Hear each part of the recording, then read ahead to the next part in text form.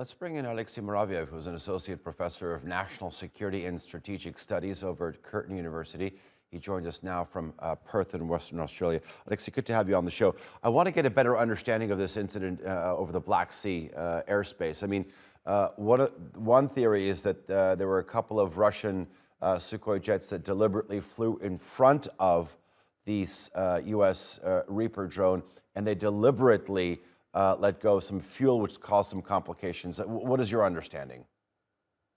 Look, I mean, it's a standard cat and mouse game that's been played during the Cold War and in the post-Cold War years, and certainly since the escalation of tensions over Ukraine since 2014, when the Russian aircraft would intercept the US or NATO aircraft over the skies, in the skies over the Baltic or Black Seas, just like the US aircraft would be intercepting Russian strategic bombers off the coast of California, Alaska, etc., etc. At the time of aerial escalations, when you want to really compromise the integrity of your target without necessarily open deadly fire, there are ways how Air Force pilots can achieve their objectives by either aggressive maneuvering or by, for example, forcing the aircraft to change its course or potentially crash by creating extreme turbulence when you fly in front of the aircraft and use your thrusters as a form of causing that turbulence. In a situation when you confront a human piloted aircraft, you can also exchange visual signals and indicating to the pilot that you want them to change the course or do something else. In the case of unhuman or unmanned aerial vehicle, that's very difficult to do because the operator is sitting hundreds, if not thousands of miles away from the scene of action. So I'm pretty sure the Russians wanted this aircraft to be downed.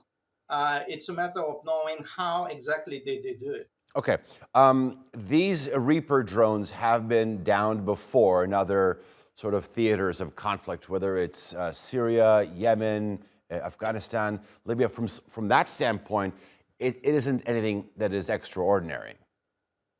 Now, it's not anything that is extraordinary. In fact, a couple of years ago, the Russians downed exactly the same type of drone over the skies in Syria, and obviously didn't cause a major incident. It's just because everything surrounding Ukraine or Russian Crimea or Russian occupied Crimea is causing so much international tension and friction that it becomes such a mass media story. I mean, the mission of these drones is twofold. One is to collect intelligence and reconnaissance, and the Russians understand very clearly that one of the missions of the United States aircraft, including the intelligence gatherers, is to feed the Ukrainians intelligence about Russian activities, Russian military targets, etc., etc.